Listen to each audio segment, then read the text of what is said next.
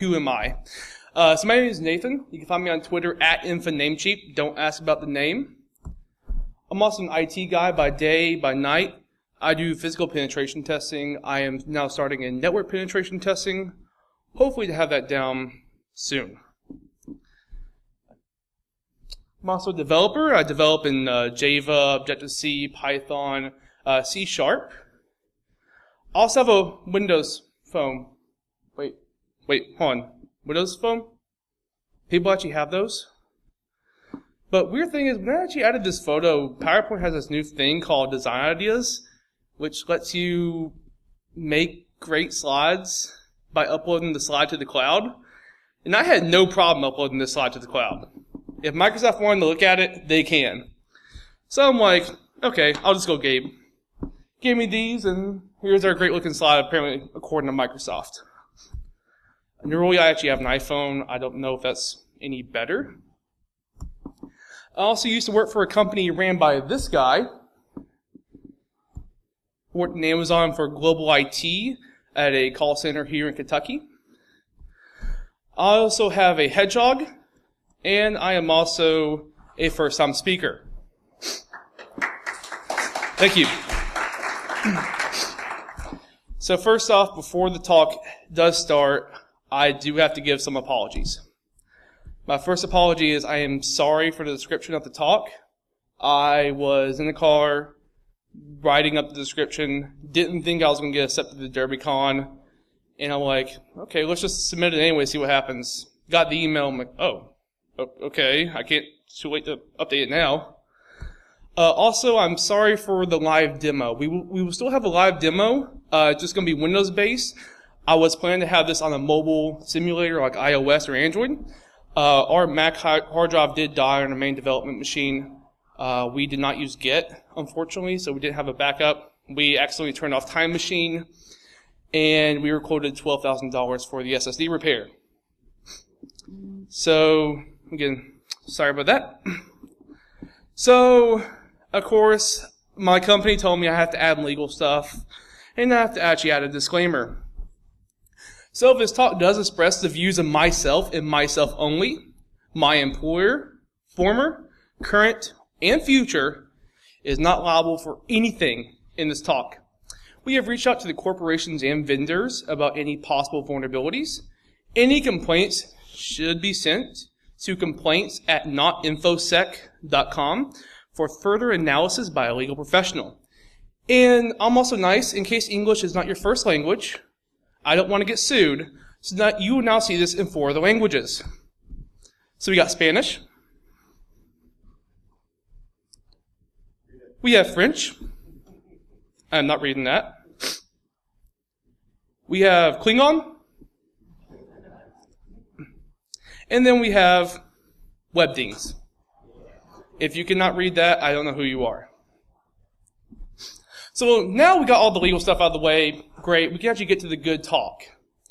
So first off, this is going to be a hands up or a nod survey. You don't have to. It's just I'm trying to figure out who the crowd is. So we're going to do a who here has heard of or used Google Cloud Platform? Wow, more people than I thought. I didn't even know they had it until my Reddit Gold expired. And I started seeing ads for it to get $300 free.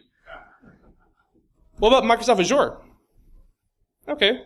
Mainly used for online AD services or DirSync with O365. Kind of good service. What about AWS? Good. So we're going to be mainly using AWS in this whole entire talk. Not because I'm told to, or I'm not being paid by them. It's just my personal preference. I am a sysadmin for AWS, so I do like AWS more than other solutions. Throughout this talk, you can replace it with any other solution you want or physical. In case you don't know what AWS is, let's go ahead and learn a little bit first. So we're going to have an AWS 101. So it's a cloud-based platform that offers services like EC2, Route 53, S3, Device Farm, RDS, SNS, Lambda. Services I have here marked are the most popular, which is EC2, which is your virtual private servers. Route 53, of course, is your DNS. S3 is your simple storage services. RDS is your relational database services. Device farm is literally a device farm of mobile devices and more. You get per hour pricing. You don't have to pay up front a large fee and then be billed when you only use the server for an hour. You can deploy it in a couple of seconds, which makes it great for penetration testing. Also, you get 100% full root access.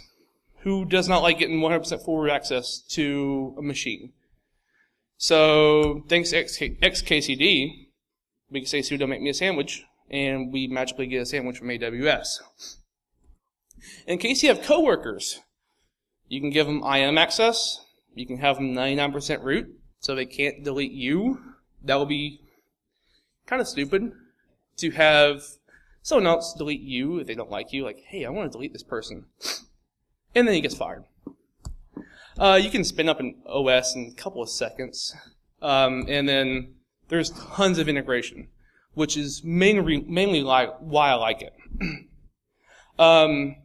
If you do want to learn more about AWS, I am going to be offering free training for the entirety of the con. If you do want to get in touch with me by my Twitter or email, I have $5,000 worth of training just to give away. So we can sit down, do some training. It's just you want to learn a little bit more. This bucket gets filled up so often, I'm not even sure how much has been filled up.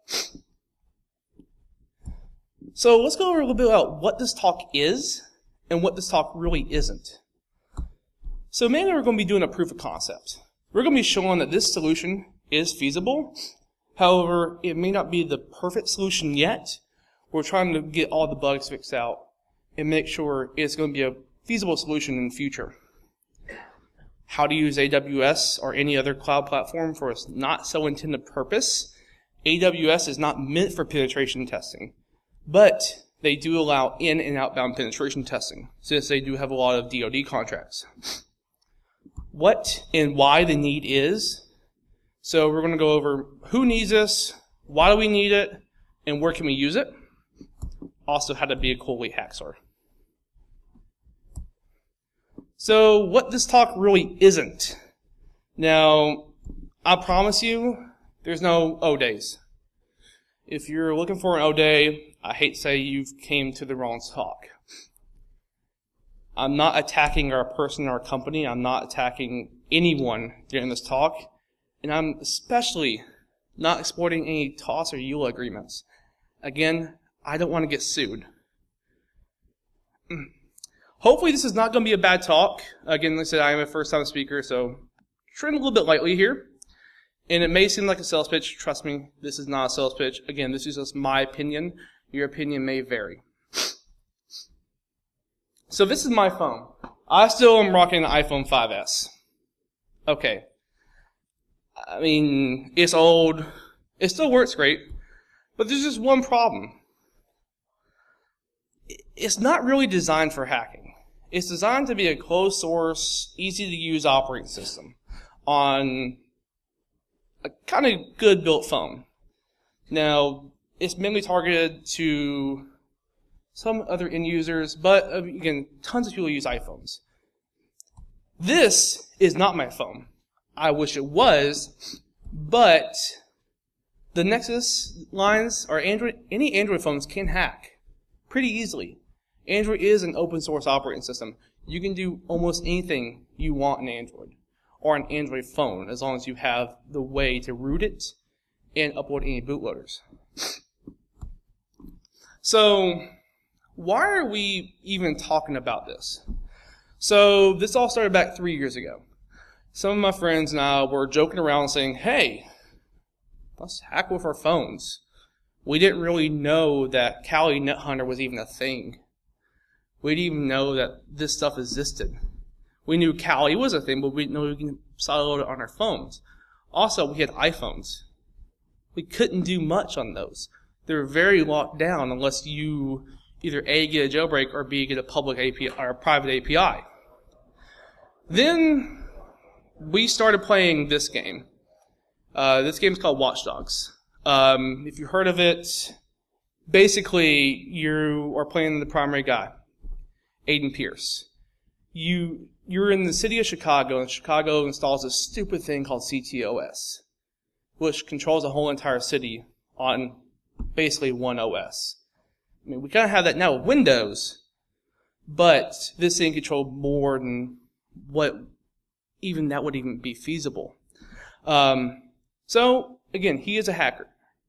He has basically gotten a vulnerability for CTOS and put it on his phone. He can then do anything in the city. And when I mean anything, I legitimately mean anything. So there is a video of what CTOS does, which I'll show you right now what exactly it does. The installation of America's first central operating system. CTOS is a computer software that manages entire cities, providing centralized control over subway lines, traffic lights, surveillance cameras, and electricity grids. A computer now controls a major city. Again, that is something that we're going to, but I would never like to see. Not only the things it mentioned, but it controls ATMs, all EMS services. It controls anything within a city. Once you gain access to that, you're golden. You have anything for the user. So that's where we got the idea for this talk. We're wanting to hack from our phones. Again, we're on lockdown phones that can't really do much. So our main goal for this talk is, it sounds pretty audacious, is to put Kali on Android phones, iPhones, and Windows phones. Again, that sounds pretty audacious. We have been called idiotic. We have been called liars. Just because people think that these phones can't really run anything. And we have developed the applications. We have developed the backbone. We have gotten this working with a 24% success rate at the moment. And with current development, we are currently at alpha 0.02. Very, very low. After working for 3 years, we finally got something working. And I mentioned Windows Phone. Yes, we are going to be putting this on Windows Phone. Does anyone here actually have a Windows Phone? I feel sorry for you. But really, yes, we are putting this on Windows Phone. I do know that there is a fan base out there for Windows Phone. And I am not hating on Windows Phone. I really do like Windows Phone. It's just that this thing, yes, we're putting Kali on this. Also, Microsoft, please don't sue me. I upgraded to Windows 10 on the first day. But again, this is our main goal. We're putting Kali on these 3 devices. So, what does this entail for us?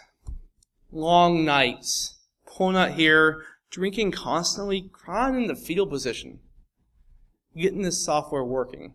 And of course, we all have day jobs. We have to do those first. And again, we've been working on this for 3 years, trying to get this perfected. And now we did. So, before I mention Kali Net Hunter, most of you guys know Kali Net Hunter only runs on these devices officially supported by the Kali team. 6 devices. That's not a lot. And for those devices, you also have to have an external Wi-Fi antenna. So you have to get a TP-Link or other compatible device that hooks to the back of the phone using an OTG cable. That's really not a good solution. I mean, yes, it does help with the hardware, but with having that solution, you're adding bulk to your phone. You're also making it more suspicious. And also, devices are expensive, yo. Really. This is on Swappa. Nexus 6, last sold for the 32 gig 175 is probably in pretty bad condition. Nexus 5, 99. I'm going to say it's in a little bit better condition, but the Nexus 7, $200. Nexus 9, $240. Also, I mean, if you want to buy the Nexus 6 brand new, $300 shipped and sold by Amazon. That's way too expensive for a phone, especially when you have a $400 or $500 phone right in your pocket. So, again, why not use your own device? That's what we're trying to get at. And also, employers don't like buying you stuff. most employers will not buy you a $5 dongle. And firsthand, I do understand this. Most employers are pretty stingy about this stuff. And when they see a purchase order come in for a phone, like, why don't you just use your phone? We can just pay the bill. They'd rather pay a bill than buy the phone. So we said we're going to be putting this on all 3 major platforms. So we do have a list of requirements we do have to go over. So this is a small list of the current requirements we do require for you to have on your phone. iOS 10 running on an iPhone 5S or later with current jailbreak. Currently, there's not really a jailbreak out for iOS 10. iOS 9.3.3 is currently the latest one. You can also use your Apple Watch if you do have one of those devices. It has to be a Series 1 or later with watchOS 3. Windows Phone OS 10 or later. Android Lollipop with root. Also, you do have to have a current active internet connection. 200 megabytes of storage, 1 gig of RAM, Bluetooth 4.0 if it's actually needed, and an active or working USB port, again, if needed. Also, almost every newer device works. Every device we have tested works. It's a small list of devices we have tested. But again, we are getting a good success rate, especially for an alpha, with tons of bugs on a small amount of devices. So whenever we saw this, we're basically like mind blown. How is this even working? And here's our current list of tested devices. Nexus 5, Nexus 6, OnePlus 3, S7, 5S, and 6S Plus. These are the devices we have tested on. And we have all run these for the same test. We have connected to an HP printer with an open wireless network. We have run an Nmap scan. We have found everything on the network. Then we had MAC authentication on the network. We basically then use ARPspoof to clone a MAC address we're in. So that's the current test we are running to see if these devices are working. Now, you also might be thinking to yourself, wait, iPhones really don't support this. We do have a contact with Apple. We're not going to disclose any information of that. That's why the iOS side of this is going to be closed source, unfortunately. I will still be publishing all the files, like IPA files. You can download it. You can just look at everything in there if you want to. It's just I cannot publish the source code due to legal. So, again, these devices are working. And we're still taking this concept of, hey, we don't need these devices anymore. We can use these devices to do these things. So currently, does anyone have any questions at the moment? No questions? Okay. So let's go into a little bit more of how this is actually going to work. So we've done our main idea, who this is for, and basically why we're doing this. So meet Steve. This is Steve's iPhone. Steve currently has Wi-Fi enabled. This is Company A. Company A makes food products for like Walmart. So Steve connects to an open Wi-Fi network on Company A's network. Okay, we kind of have a little bit more of an idea of how this is actually going to work. So Steve then opens up the Kali Connect app on his phone, and first off, he does have to have a current server. So whether it be on AWS, Google Cloud Platform, or just on a physical machine, as long as it has the Kali Connector app on it, you're good to go. So then Steve starts doing a split VPN connection. So he can retain their network, also can get on the Amazon network. So then processing goes for AWS and says, hey, I need this instance ID. I'm connecting this instance ID with this public DNS record. It routes the traffic properly and gets on the Kali server. So then the Kali Connect app runs a command to actually start up a new server, at least on AWS. It's going to be starting up a file server using Linux, and it's going to be storing all current logs. After any session is terminated, that server will be automatically deleted. Just so we can actually see, hey, at least we can troubleshoot. But again, we're still not wanting to have many logs accessible. So let's say Steve starts to run aircrack on the network. He sees this open SSID he wants to get into. So he sends a command to the Kali server and says, okay, I want to start processing this command. Kali then starts communicating with the phone to grab all the information it needs. And then it starts processing it in the cloud. So once it's done processing, or once it's started processing, it'll let you know. So once it starts letting you know, hey, you're golden. You may get a wireless password. You may say, okay, I need a little bit more time, estimated time. With that being said, we currently have a limited number of applications that are confirmed working. Some of them are very limited, some of them are full featured. We'll go over that here in a bit. So let's say company A gets kind of smart here, and they block VPN traffic.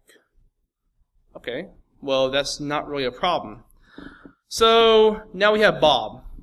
Bob currently has 4G on his phone. He also has Bluetooth enabled. So we're also going to be working on trying to get a Dropbox enabled in the future with Bluetooth connectivity like a Rutabaga. It's going to have Kali Lite pre-installed on it, and so you can go ahead and start processing commands.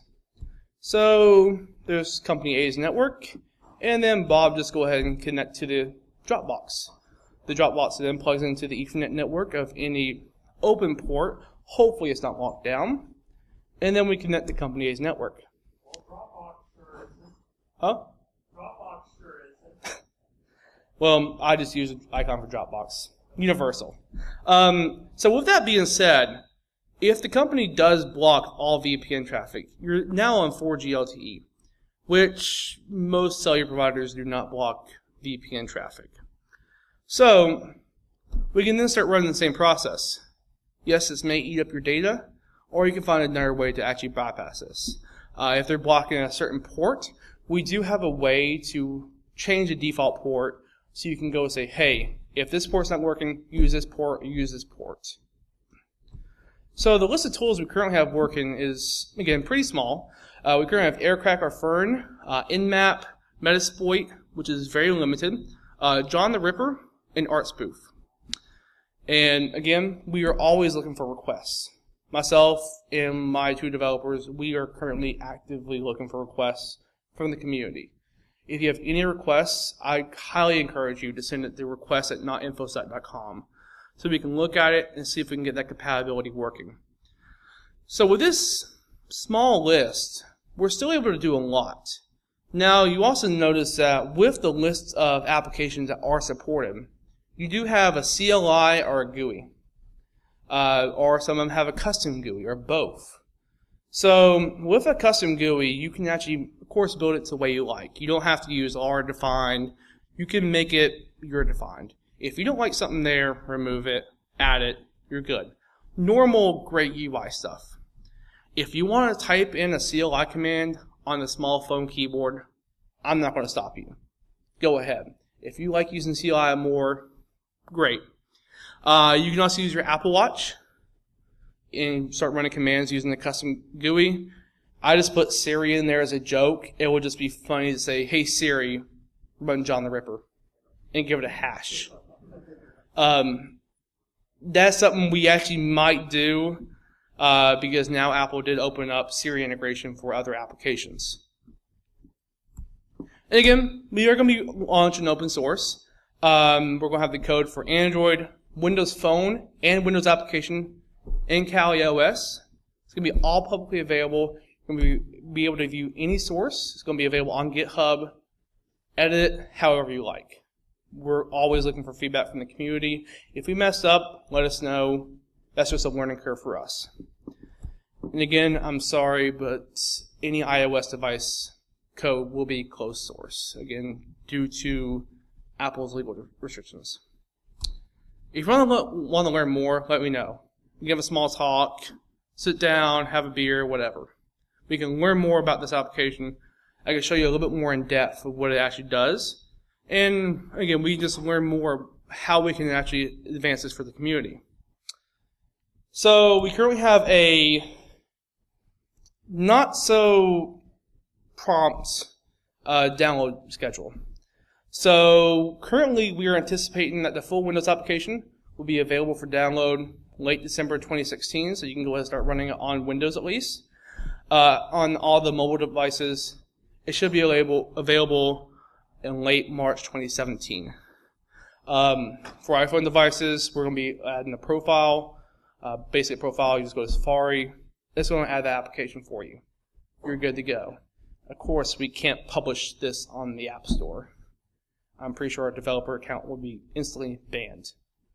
We're going to also have premium support and small level support. Really, you're going to be offering the same times. We're going to try to get back to you as fast as possible. If you have a problem with it, we're going to try to get back to you at least within 4 to 8 hours. Premium support is just going to give you not much. It's just going to give you a little star on a ticket. But that's just basically saying you believe in the project, you donated, that's $1. If you want to donate to this, you can. You don't have to. You're still going to get the same amount of support. Because I don't want to have a system where you pay for support and you get this SLA. I do not believe in that. If you have a problem with our software, we need to fix it. We want to know about it instantly, and we'll try to fix this as fast as possible. So let's go over a quick demo. Again, we're going to be demoing the Windows application. So I'm going to go ahead and exit out here real quick. And I currently have a test machine set up on AWS. So let me go ahead and do this here. Let me go ahead and close it. If I can get out of this.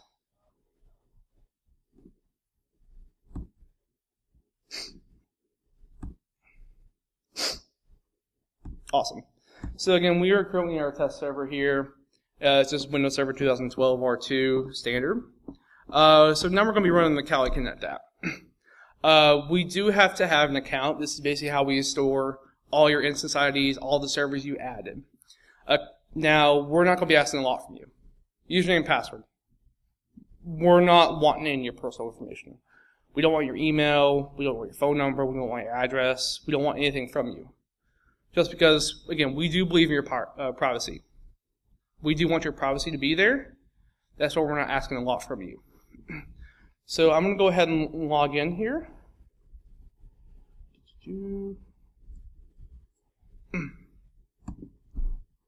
Okay.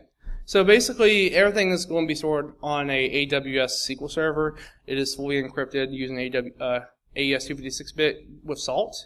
So everything is going to be secure, hopefully. So now I do have a couple servers here that we have set up. So I currently have Kali and the ESX host at home, also in the Hyper-V. I also have a physical desktop and also have it on an AWS. Currently, if you look on Amazon Web Services, there's currently no AMIs for it, which is your custom operating system for EC2. The Kali team did actually drop that because they weren't given enough support from Amazon. I kind of have some contacts from Amazon that I can get support from. So we can go ahead and try to get the AMI up a little bit faster, get a little bit more support. So let's actually hope this works.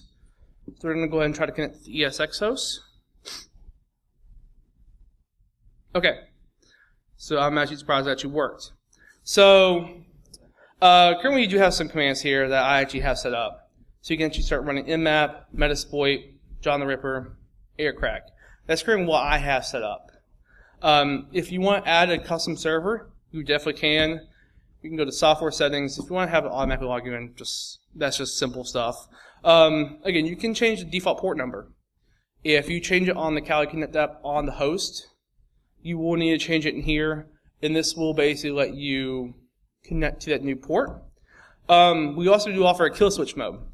So basically with the kill switch mode enabled, as soon as the computer goes to sleep or if the tilde key is pressed, all VPN is terminated instantly. Again, that's just to protect you, make sure nothing happens. If you want to add a server, you could definitely go ahead and go for the wizard. Simple process. It just needs the server name, the AMI, and DNS. It'll go ahead and start connecting to it. So let's see if we can try to get these to actually launch. And it looks like it's actually not launching.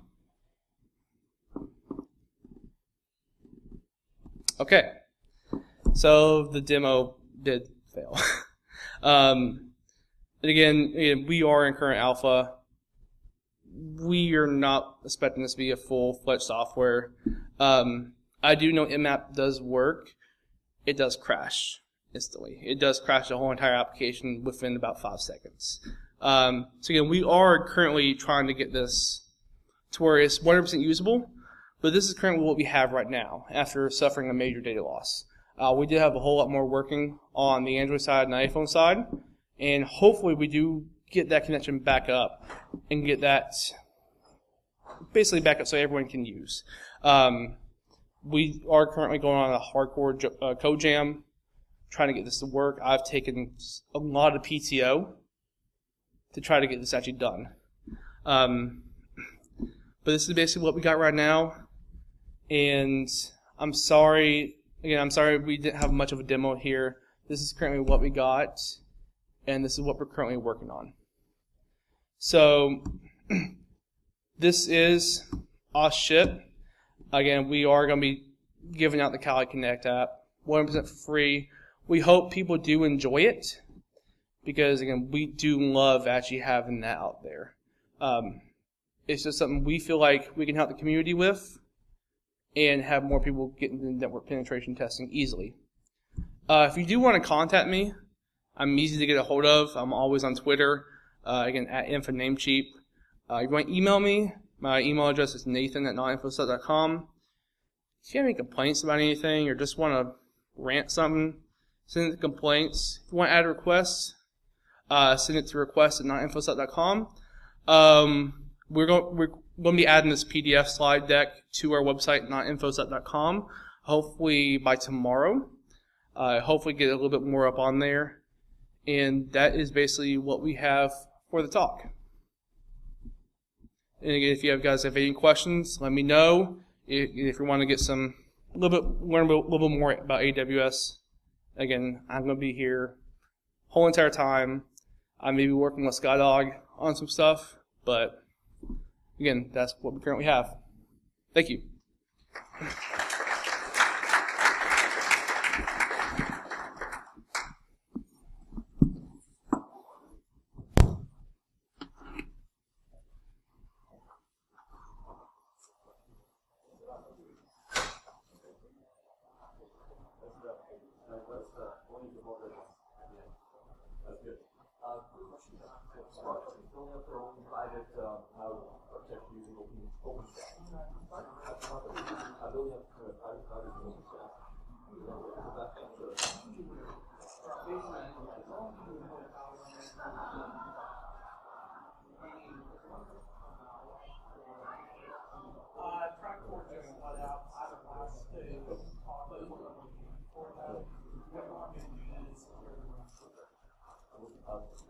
Thank you.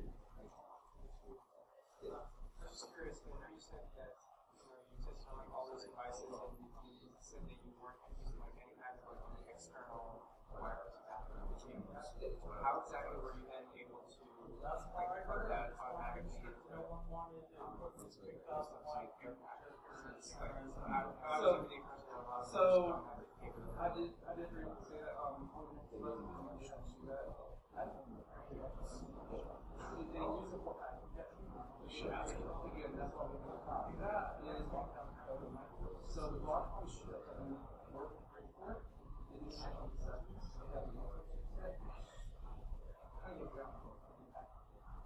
But we were able to exploit it using this